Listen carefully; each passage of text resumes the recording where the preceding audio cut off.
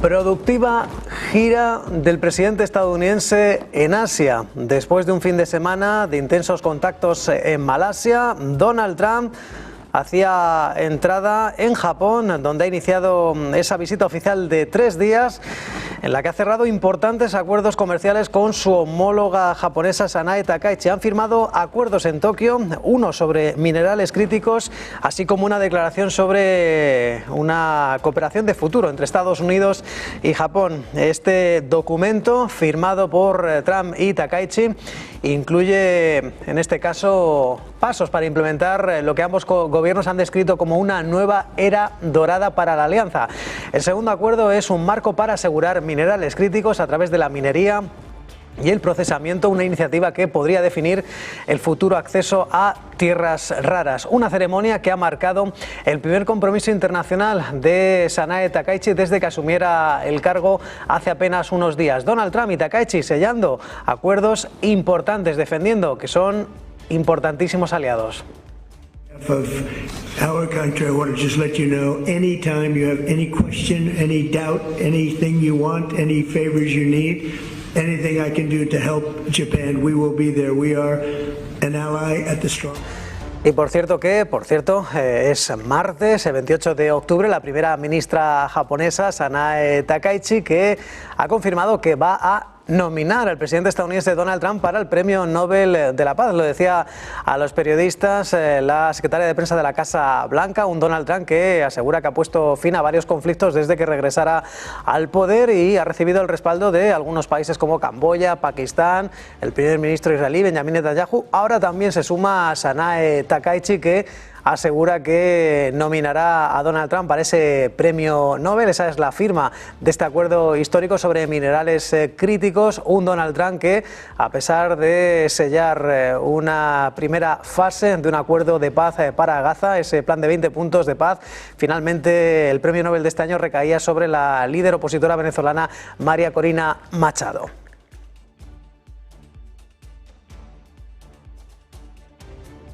Y Donald Trump, que de momento continúa con esa visita oficial en Japón hasta mañana miércoles. Posteriormente se desplazará hasta Corea del Sur, donde se espera esa ansiada cita, esa ansiada reunión bilateral con su homólogo chino, con Xi Jinping, con el que espera alcanzar un acuerdo. Un Donald Trump que aseguraba que para mantener conversaciones comerciales el jueves será importante el trabajo previo que ya han cerrado algunos miembros de la administración. Sin ir más lejos, Scott Bessent, el secretario del Tesoro, había sugerido que China retrasaría la introducción de una prohibición a las exportaciones de tierras raras y compraría más soja estadounidense para evitar las amenazas de aranceles del 100% sobre las exportaciones chinas a Estados Unidos.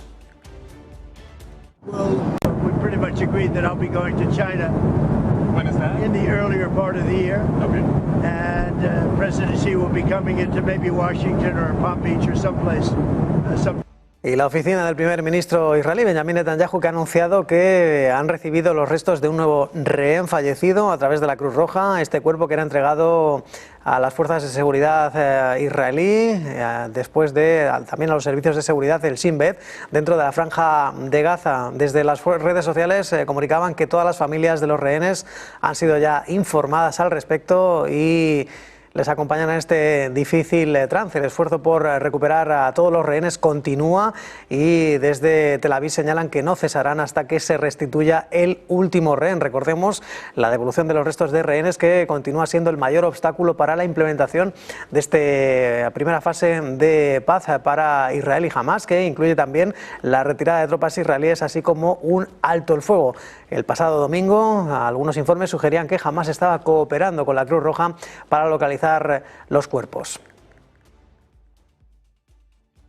Y el gobierno israelí, que ha asegurado que Turquía no va a ser parte de la fuerza internacional que se está formando para estabilizar Gaza bajo el alto el fuego negociado por Estados Unidos entre Israel y Hamás. El ministro de Exteriores, Gideon Saar, ha enfatizado durante una visita oficial a Hungría que los países que desean o están dispuestos a enviar fuerzas armadas deberían, dice, ser al menos justos con Israel, y hablaba de una actitud hostil de Ankara bajo la presidencia de Recep Tayyip Erdogan. Decía Gideon Saar que no es razonable permitir que sus tropas entren en la franja de Gaza Gaza y aseguraba que no lo aceptarán. Fuerzas planificadas compuestas principalmente por, dice, naciones árabes y musulmanes que tienen como objetivo contribuir a la seguridad en Gaza y a entrenar a la policía palestina autorizada.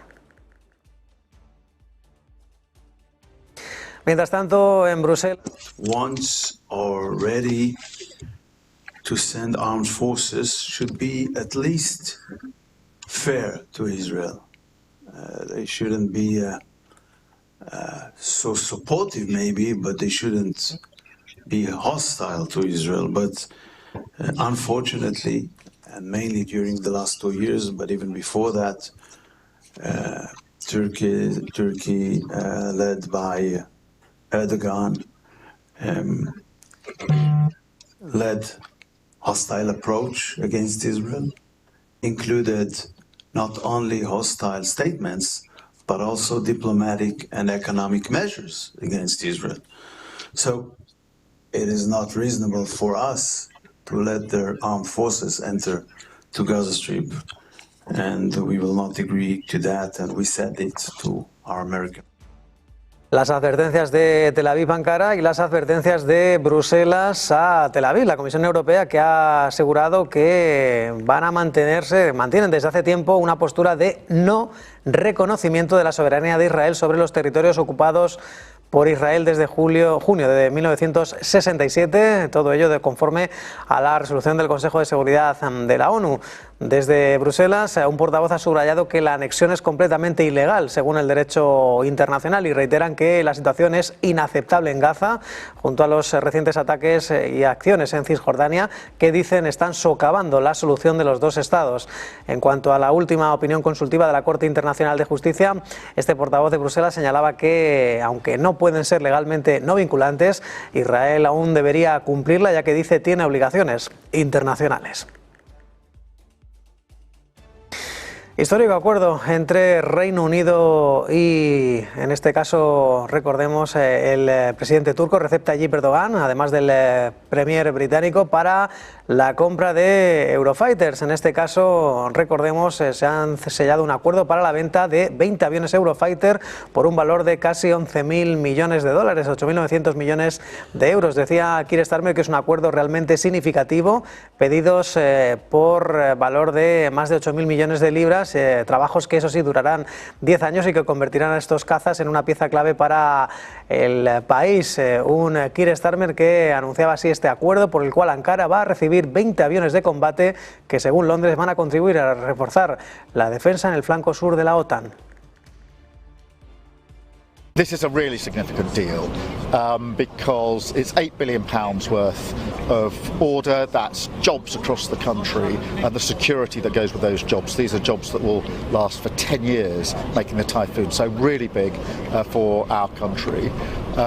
It's also really important because it shows the strategic alliance of Turkey and the UK. More and more countries are now wanting to do their strategic capability when it comes to defence with the United Kingdom, so that's a very good thing for the United Kingdom. More broadly, this is the southeast flank of NATO, and so having that capability locked in with the United Kingdom is really important for NATO as well. So today is a really good day for the United Kingdom, a really good day for jobs in the United Kingdom. Y mientras tanto, el primer ministro húngaro Viktor Orbán y su homóloga italiana Giorgia Meloni mantuvieron ayer un encuentro en esa visita oficial del primer ministro húngaro a Italia, en el que han debatido a largo y tendido sobre la guerra en curso en Ucrania y los precios de la energía, entre otros asuntos. Orbán le ha trasladado a Giorgia Meloni su negativa a, en este caso, sanciones rusas. También hablaron de la situación de la economía en Europa y los movimientos migratorios. Un Viktor Orbán que decía que en el Palacio Chigi se había reunido en este caso con Giorgia Meloni, donde intercambiaron posturas sobre diversos temas de actualidad internacional para analizar las perspectivas bilaterales entre Italia y Hungría. Viktor Orbán, que en este caso ha sido muy reacio, enrocado en su negativa a las sanciones al petróleo ruso, a pesar de que así se lo había transmitido Giorgia Meloni. Y el presidente ucraniano Volodymyr Zelensky ha asegurado que las refinerías rusas están pagando un precio muy caro y promete que su país va a continuar atacando estas instalaciones en el interior de Rusia. Se han propuesto ampliar la geografía incluso para el uso de sus capacidades de largo alcance. Un Volodymyr Zelensky que también aseguraba a través de las redes sociales que están colaborando estrechamente con los fabricantes en contratos a largo plazo, plazos a 3 años que van a permitir, dice a los fabricantes, planificar mejor el uso de recursos y administrar los suministros a las Fuerzas Armadas. Dice que el número de contratos aumenta. Un Zelensky que también revelaba que Kiev y sus aliados están preparando un plan para un alto el fuego con Rusia. También reiteraba que su país necesita armas de largo alcance para aumentar la presión sobre Moscú. También reiteraba la ofensiva ucraniana para contrarrestar esas operaciones de las fuerzas rusas, cuya máxima prioridad, señala el presidente ucraniano, es Покровськ. Подякувати усім нашим людям, які працюють для відновлення в областях. Багато складних ситуацій, зокрема на Чернігівщині, в прикордонних районах і інших областей, поблизу фронту, але важливо, що всюди триває відновлення. Говорив з військовими, особлива увага Покровську, також сусіднім районом, саме там зараз найбільше ударних сил окупанта і значна штурмова активність. Бої тривають і в місті, це у них головна ціль, саме Покровськ. Кожен результат наших сил на цьому напрямку – це результат для всієї України, для всього захисту нашої держави. Y la petrolera rusa Lukoil, que ha anunciado que planea vender sus activos internacionales después de que algunos estados hayan impuesto sanciones contra la compañía y sus filiales. La compañía que ha comunicado que está iniciando tramitaciones de ofertas de posibles compradores de algunos activos internacionales. Añaden que la venta se realizaría al amparo de la licencia de liquidación y que podría solicitarse una prórroga para garantizar la continuidad de las operaciones de sus activos internacionales. Un anuncio que sigue a la decisión de Washington la pasada semana de imponer nuevas sanciones a las principales petroleras rusas, incluida Rosneft y Lukoil. Citaban la negativa de Moscú a buscar la paz en Ucrania y con el objetivo de aumentar la presión sobre el sector energético ruso, además de limitar la capacidad de financiar la guerra. Lukoil, que ha comunicado su intención de desprenderse de activos internacionales tras las últimas sanciones de Estados Unidos. Y la presidenta de la Comisión Europea, Ursula von der Leyen, ha afirmado que Europa se muestra plenamente solidaria con Lituania ante las persistentes, dice, incursiones de globos de contrabando en el espacio aéreo de la nación báltica. Asegura que estos incidentes son una amenaza híbrida y que contribuyen a la desestabilización. Es provocación y por ello lo llaman por su nombre, una amenaza híbrida que no tolerarán. Una Ursula von der Leyen que publicaba esta madrugada a través de su cuenta oficial en X esa respuesta a los globos de helio responsables de repetidas interrupciones en el tráfico aéreo lituano, con cancelaciones de decenas de vuelos y con miles de viajeros afectados. El país cerró sus pasos fronterizos con Bielorrusia ayer por la mañana en respuesta a esas violaciones del espacio aéreo, una medida que era rápidamente condenada por Bielorrusia, asegurando que es una razón más para acelerar sus iniciativas emblemáticas como el flanco este, la vigilancia del flanco este o en este caso el muro antidrones. Mientras tanto, el presidente de Estados Unidos, Donald Trump, ha asegurado que le encantaría optar a un tercer mandato en la Casa Blanca, aunque la Constitución lo impide, pero eso sí respaldaba la idea de que el vicepresidente J.D. Vance y el secretario de Estado, Marco Rubio, formen una dupla, una candidatura conjunta para los comicios de 2028. Dice que en su opinión sería imparable. El presidente Trump era preguntado después de que Steve Bannon, el ex asesor del presidente, asegurara en una entrevista que hay un plan para que Donald Trump pueda estar otro mandato más en la Casa Blanca, algo que limita la 22ª enmienda de la Constitución.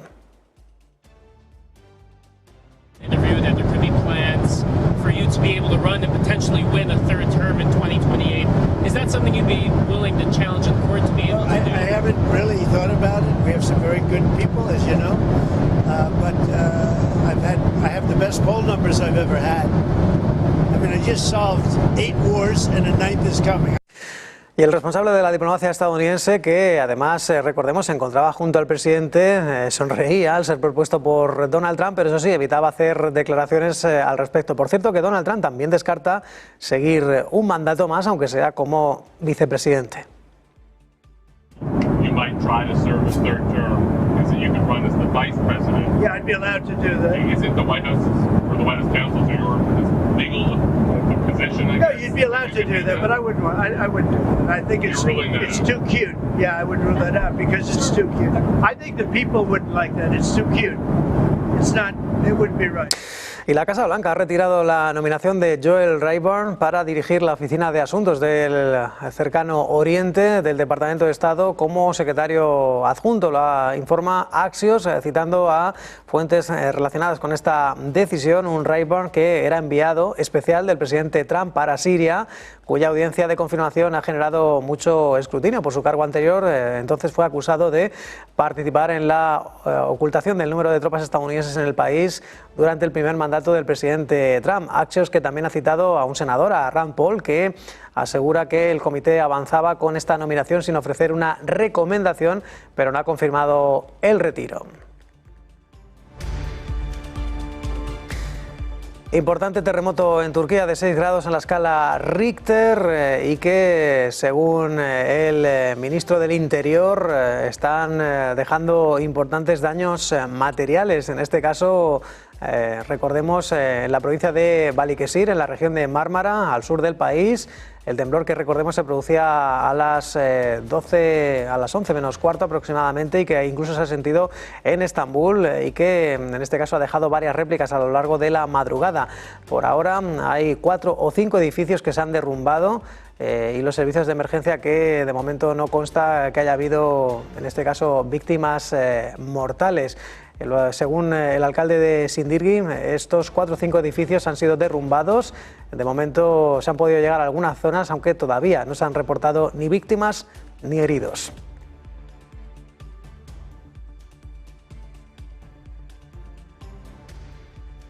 Y la Bolsa de Buenos Aires ha cerrado con ganancias históricas del 21% tras la victoria de La Libertad Avanza de Javier Milei en las elecciones de mitad de mandato. Compañías argentinas cotizadas en la Bolsa de Nueva York como YPF o Pampa Energía también se disparaban. Asimismo, en el mercado de bonos, los títulos soberanos argentinos en dólares saltaban hasta un 24%, o el índice de riesgo país, que se desplomaba un 39% hasta 652 puntos básicos, unos niveles que no se veían desde el pasado mes de mayo.